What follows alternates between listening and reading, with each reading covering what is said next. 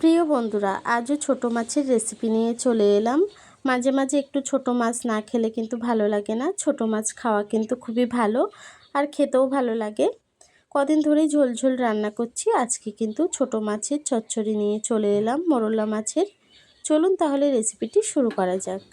প্রথমেই একটি লোয়ার কড়াই বসিয়ে নিয়েছি। কড়াইটি গরম হয়ে গেছে, দিয়ে দিলাম তেল। প্রথমে আমি মাছগুলি ভেজে নেব। মাছে আগে থেকেই নুন হলুদ মাখিয়ে রেখেছিলাম। মাছগুলোকে সুন্দর করে ভেজে নেব, একটু কড়া কড়া করে ভাজবো। মাছগুলি দিয়ে দিয়েছি। মাছগুলি কিন্তু এক পিঠ ভাজা হয়ে গেছে, উল্টে দেব।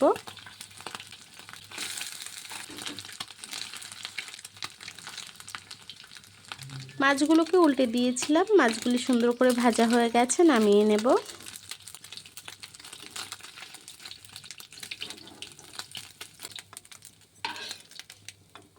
মাছগুলোকে নামিয়ে নিয়েছি। ওই তেলেই আমি আলুগুলোকে ভেজে নেব। কিছুটা আলু দিয়ে আমি সুন্দর করে আলুটি একটু নেড়ে চেড়ে একটু নুন হলুদ দিয়ে আলুটিকে ভেজে নেব। দিয়ে দেবো সামান্য একটু হলুদ গুঁড়ো, দিয়ে দেবো সামান্য একটু নুন, দিয়ে আলুটিকে ভালোভাবে ভেজে নেব। আলুটি ভাজা হয়ে গেছে, এখন নামিয়ে নেব। যে কোনো ছোটো মাছের চচ্চড়ি খেতে কিন্তু খুবই ভালো লাগে। আপনারা অবশ্যই রেসিপিটি ট্রাই করবেন। আলুটিকে আমি তুলে নিয়েছি। ওই তেলের মধ্যেই ছোট ছোট গোটা বেগুন আমি ভেজে নেব। বেগুনের মধ্যিখান থেকে আমি একটু ফাল করে নিয়েছি। এখন বেগুনগুলিকে ভেজে নেব। বেগুনগুলোকেও নেড়ে ছেড়ে আমি একটু ভেজে নিয়েছি, এখন তুলে নেব। এই ছোট বেগুনগুলো খেতে কিন্তু খুবই ভালো লাগে।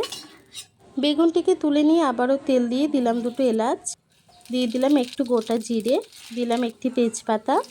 একটু নেড়ে ছেড়ে আমি দিয়ে দেবো পেঁয়াজ কুচি। আমি দুটি পেঁয়াজ কুচি করে নিয়েছিলাম, সেটিকে দিয়ে দিলাম। একটু নেড়ে ছেড়ে নেব পেঁয়াজটিকে দিয়ে। পেঁয়াজটিকে দিয়ে একটু নেড়ে ছেড়ে নিয়েছি। এখন দিয়ে দেবো রসুন বাটা। 1 চামচের মতো রসুন বাটা দিয়ে দিলাম। রসুন বাটাটাকে দিয়েও একটু নেড়ে ছেড়ে নেব, যাতে রসুনের কাঁচা গন্ধটি চলে যায়।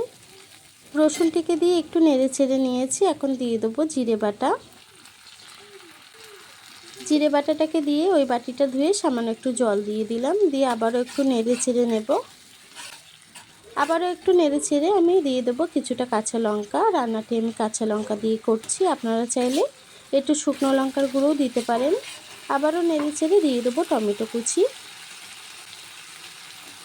টমেটোটাকে দিয়েও আমি নেড়ে ছেড়ে একটু কষিয়ে রান্না করে নেব। একটু নেড়ে ছেড়ে নিয়েছি। এখন দিয়ে দেবো হলুদ গুঁড়ো, দিয়ে দেবো স্বাদ মতো নুন। নুন হলুদটাকে দিয়ে মশলাটিকে খুব ভালোভাবে কষিয়ে নেব। মশলাটিকে দিয়ে খুব ভালোভাবে কষিয়ে রান্না করে নিয়েছি। এখন ভেজে রাখা বেগুন আলুটিকে দিয়ে দেব। বেগুন আলুটাকে দিয়েও মশলার সাথে ভালোভাবে কষিয়ে একটু রান্না করে নেব।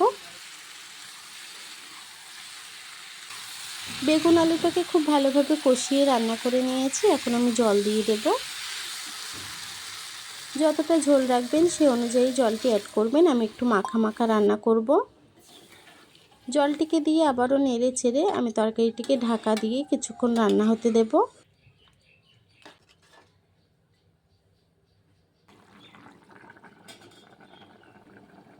তরকারিটিকে ঢাকা দিয়ে কিছুক্ষণ রান্না করে নিয়েছি। আবারও একটু নেড়ে ছেড়ে ভেজে রাখা মাছগুলি দিয়ে দেব।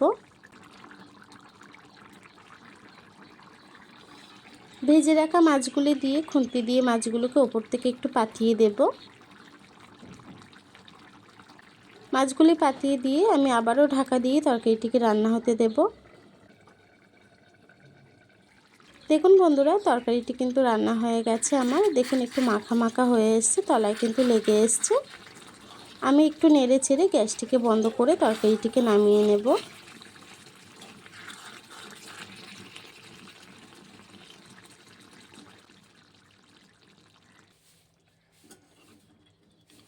দেখুন তরকারির কালারটা কত সুন্দর এসছে। এভাবেই কিন্তু ছোট মাছের চচ্চড়ি খাবেন, দারুণ লাগে। দেখুন আমার তরকারিটি কিন্তু হয়ে গেছে, ছোট মাছের চচ্চড়ি। এই রান্নাটি কিন্তু গরম ভাতের সাথে খুব ভালো লাগে। আপনারা অবশ্যই ট্রাই করবেন। আর এতক্ষণ ধরে রেসিপিটি দেখার জন্য আপনাদেরকে অসংখ্য ধন্যবাদ।